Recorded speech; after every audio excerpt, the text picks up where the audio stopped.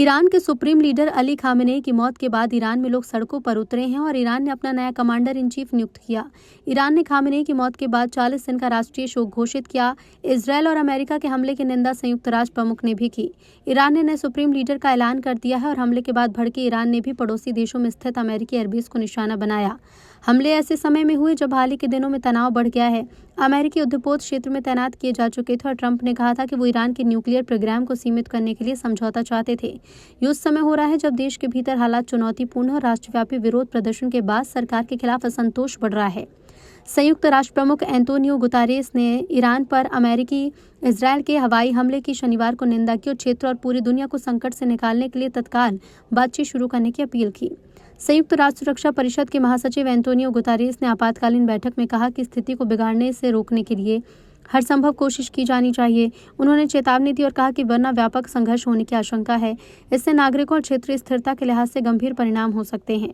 ایران پر حملے کا بھارت میں وروध شروع ہو گیا ہے۔ خامنئی کی موت کے بعد جموں کشمیر میں وروध ہوا، لوگوں نے امریکہ اسرائیل کے خلاف نعرے بازی کی۔ دیکھیے، جو خبر آ رہی تھی خامنئی صاحب کے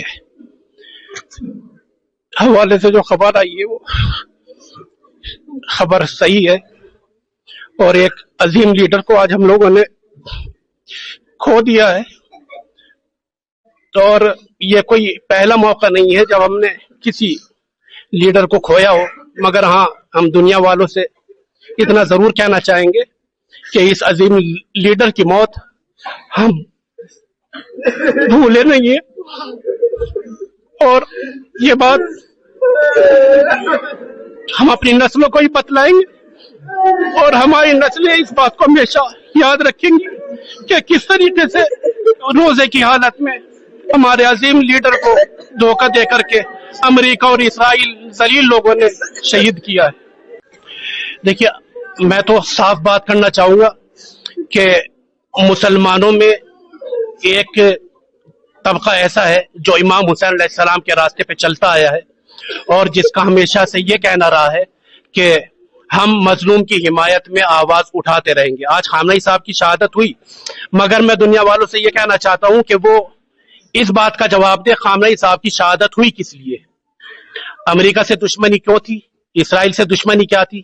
صرف ان کی دشمنی یہ تھی کہ وہ مظلوم فلسطینیوں کے حق میں آواز اٹھاتے رہے، دنیا خاموش رہی، اور جو بھی ایران کے طرف اور ایران کی طرف سے نہیں بولا ہے، میں ان کو یہی کہوں گا وہ نام کے مسلمان ہو سکتے ہیں مگر حقیقت میں وہ سب کے سب یزید کے طرفدار ہیں، اور جو حسینی ہے وہ ہمیشہ مظلوم کی طرفداری کرتا آیا ہے، اور یہ سلسلہ ایسا نہیں ہے خامنئی صاحب کی شہادت کے بعد ختم ہو جائے گا، یہ شہادت ہماری میراث ہے، اور انشاءاللہ یہ سلسلہ اسی طریقے سے آگے چلتا رہے گا۔ بسم اللہ الرحمن الرحیم، انا للہ و انا الیہ راجعون۔ بڑی افسوسناک خبر آج یہ ایرانی میڈیا کے ذریعے سے پتہ چلی۔ دیکھیے، جو اسرائیل نے اور امریکہ نے کل حملہ کیا تھا، وہی عملہ آتنکوادی حملہ کہہ جاتا ہے، دہشت گردی کہی جاتی ہے، کہ کھاڑی میں پوری کھاڑی کو آج جنگ میں ڈال دیا ہے، اور پوری کھاڑی میں جو حالات ہیں وہ آپ سب لوگ دیکھ ہی رہے ہیں۔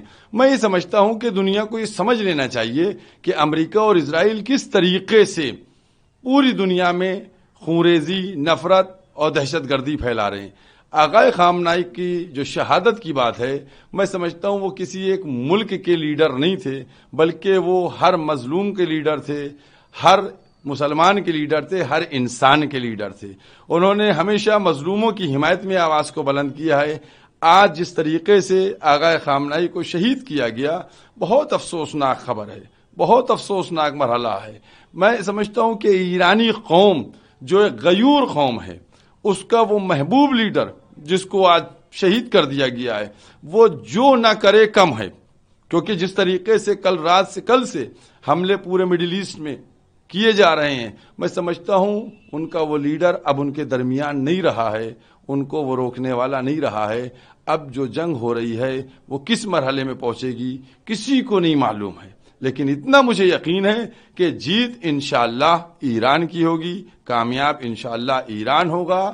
بہرحال کہ جو آقائے خامنئی کی ریلت ہے پوری دنیا کے مسلمانوں کے لیے اور مظلوموں کے لیے ایک غم اور ایک صدمہ ہے۔